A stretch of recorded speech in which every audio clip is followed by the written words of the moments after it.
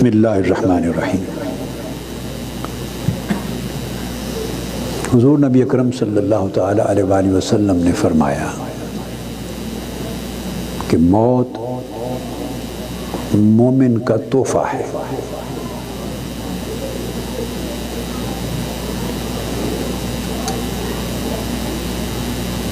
اور آپ نے یہ ارشاد فرمایا اور بہت سے صحابہ نے روایت اور تابعین نے مرسلاً روایت کیا، فرمایا کہ موت مومن کا تحفہ اس لیے ہے کہ جو مومن ہے، جس نے زندگی اللہ کی اطاعت میں، عبادت میں گزاری اور اللہ کے رسول کے فرمان کی مطابقت میں، فرمان کے مطابق گزاری، اس کے لیے موت چھٹکارا ہے، چونکہ وہ خوشخبری کی دنیا میں جا رہا ہے اور دنیا آزمائش ہے۔ عربی میں آزمائش کو فتنہ کہتے ہیں۔ عربی میں ہمارے اردو اور پنجابی کا فتنہ اور لفظ ہوتا ہے۔ عربی میں فتنہ سے مراد آزمائش ہے۔ تو فرمایا کہ چھٹکارا ہمیشہ آزمائش سے بہتر ہوتا ہے۔ دنیا میں جتنا رہے گا اس کا ہر لمحہ آزمائش ہے۔ اگر اس نے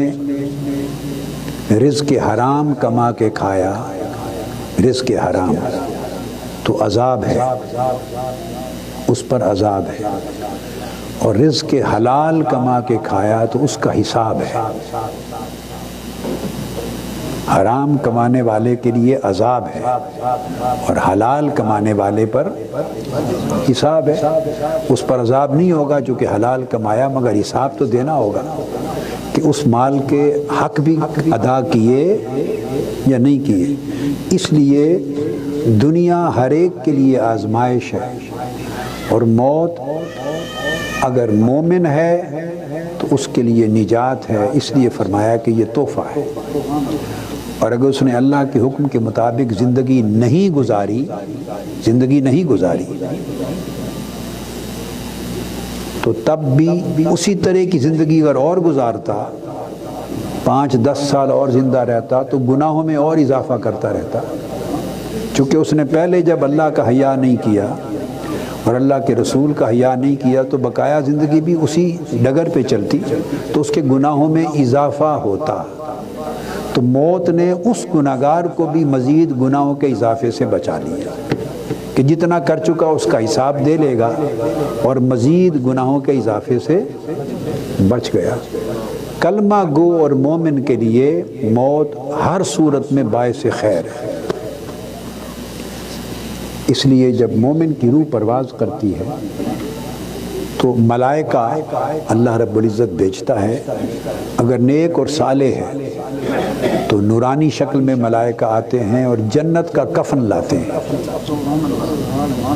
ایک کفن تو وہ ہے جو ہم دیتے ہیں اس کو، مگر ملائکہ جنت کا کفن لاتے ہیں، جنت کی خوشبوئیں لاتے ہیں، اور اتنے فاصلے پر بیٹھ جاتے ہیں جہاں تک وہ میت موت سے پہلے دیکھ رہا ہوتا ہے۔ حالت نزع میں اس کو نظر آتے ہیں ملائکہ،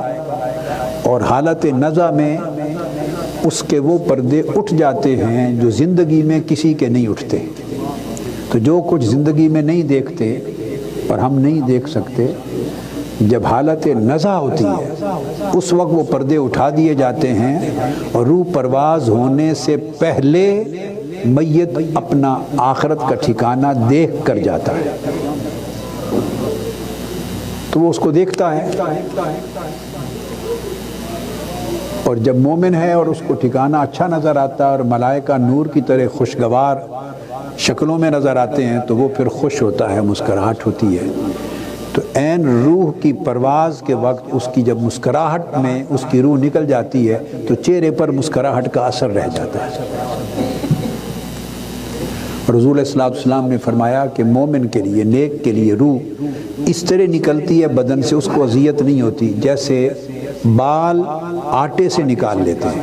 حضور علیہ الصلوۃ والسلام نے مثال دی، گوندے ہوئے آٹے میں اگر بال ہو تو جس طرح بال نکالتے ہیں اور کوئی تکلیف آپ کو محسوس نہیں ہوتی، روح اس طرح روانی اور سیلانی کے ساتھ پرواز کر جاتی ہے، اور وہ آخرت کا منظر اور ملائکہ کے خوشگوار چہرے دیکھنے میں محو ہوتا ہے تو دنیا سے قفس انصری سے روح پرواز کر جاتی ہے، اور اس کی روح ملائکہ لے کر سیدھا آسمان پر جاتے ہیں اس کی روح کو، یکے بعد دیگرے 7 آسمانوں کے بعد اوپر عرش الہی کے قریب اس کی روح کو پیش کیا جاتا ہے۔ ملائکہ اللہ کے حضور سجدہ کرتے ہیں تو اللہ کی بارگاہ سے امر آتا ہے کہ پوچھو کیا چاہتے ہیں؟ انہوں نے کہا کہ تیرے ایک نیک بندے کی روح آج پرواز کر کے تیرے حضور آئی ہے، تو اللہ پاک فرماتے ہیں کہ اسے اجازت ہے مجھے سجدہ کر لے، تو عرش الہی پہ مومن کی روح سجدہ کرتی ہے، اور سجدہ کر کے حکم ہوتا ہے کہ اب اس کو واپس اس کے بدن میں لوٹا دو۔ تو آپ لوگ جب قبر میں اس کو دفنا کے واپس پلٹتے ہیں تو ملائکہ اس کی روح کو اس کے بدن میں لوٹا دیتے ہیں، اور پھر وہ 2 فرشتے آ کے سوال و جواب کرتے ہیں، اور جب وہ کامیاب ہو جاتا ہے آقا علیہ السلام کو پہچاننے میں، حضور علیہ السلام کی معرفت میں، آخری سوال کا جواب دیتا ہے کہ یہ رسول پاک صلی اللہ علیہ وسلم ہے، تو حکم ہوتا ہے کہ اس کی قبر کو جنت میں بدل دو۔ جنت کی طرف دروازہ کھل جاتا ہے اور قبر کو 70 گز اس قبر کو اتنی سی کھول دیا جاتا ہے، اور جنت کے ساتھ اس کو اٹیچ کر دیا جاتا ہے، جیسے انیکسی ہوتی ہے، وہ جنت کی ایک انیکسی بن جاتی ہے۔ 70 گز قبر خود کھل جاتی ہے اور اٹیچمنٹ بن جاتی ہے وہ جنت کی، تو جنت کی خوشبوئیں ہوائیں آنا شروع ہو جاتی ہیں، اور اس کو ملائکہ کہتے ہیں آقا علیہ السلام کو پہچاننے کے صلے میں، کہ حضور کو پہچان لیا کہ میرے آقا ہے، اس کے صلے میں فرماتے ہیں کہ اب تو سو جا، آرام کر، اب تو جنتوں کی ہوا میں آرام سے سو، تجھے کوئی آ کے تنگ نہیں کرے گا، اور پھر اس طرح اللہ پاک اس کو اعلیٰ درجات دیتا ہے۔ اور اگر اللہ کی نافرمانی میں زندگی گزاری تو اس کے برعکس ہوتا ہے، پھر اس کے اوپر وہ جو قبر ہے تنگ ہو جاتی ہے اور دوزخ کی اٹیچمنٹ بن جاتی ہے، دوزخ کی، اور عذاب قبر سے ہی دوزخ کا عذاب شروع ہو جاتا ہے اس رات سے، جو جنت تک جاری، قیامت تک جاری رہتا ہے۔ اللہ رب العزت کے حضور التجا ہے کہ وہ ہماری اس زندگی کو اتنا صالح اور نیک، اور اللہ پاک اپنی فرما برداری اور آقا علیہ السلام کی محبت اور تابعداری میں ہماری زندگی کو منتقل کر دے، تبدیل کر دے، ایسا بنا دے کہ ہماری اصل اگلی زندگی سنور جائے اور اس میں خیر نصیب ہو جائے۔ وما علینا الا البلاغ۔ اللہ پاک چودھری رحمت خان صاحب کی بخشش و مغفرت فرمائے، جیسے دعا کی درجات بلند کرے، اور تمام مومنین اور مومنات کو دنیا اور آخرت میں ہر خیر مقدر کرے۔ السلام علیکم ورحمۃ اللہ وبرکاتہ۔